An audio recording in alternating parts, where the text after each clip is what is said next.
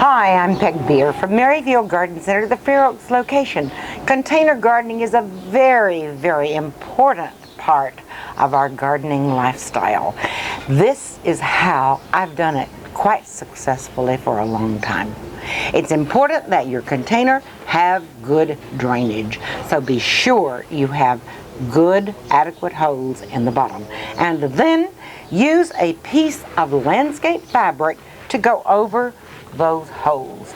That keeps the soil where it belongs and the little varmints out. The next step is pea gravel or some other small gravel that I put approximately 1 inch of into the bottom on top of that fabric. This does help with the drainage thing. The next important step is a good quality potting soil. I use our Merrifield blend, which has a polymer in it, and I fill that container approximately 2/3 full. Talking about polymers, that's soil moist. Not every potting soil contains soil moist. This is a wonderful product that absorbs water and then releases it. Our Merrifield blend already has the polymer in it. If it does not, then according to the directions, mix that thoroughly into the soil. The next step is fertilization. Because your container is watered frequently, those nutrients are washed away pretty quickly.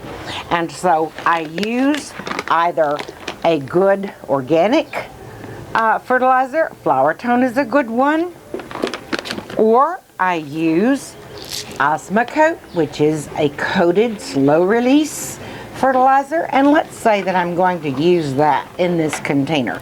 And so again, according to the directions and the size of the container, I put that onto the top of that potting soil and thoroughly mix all of this so that the roots of the plants will go down and seek that fertilizer. Now, other options, and there are many options with fertilization, is a good liquid fertilizer, and a somewhat balanced one is a good idea. This one happens to be 10, 30, 20, which is fine.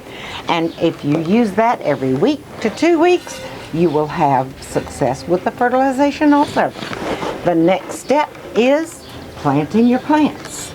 And it is very important that you open up the root ball of those individual plants.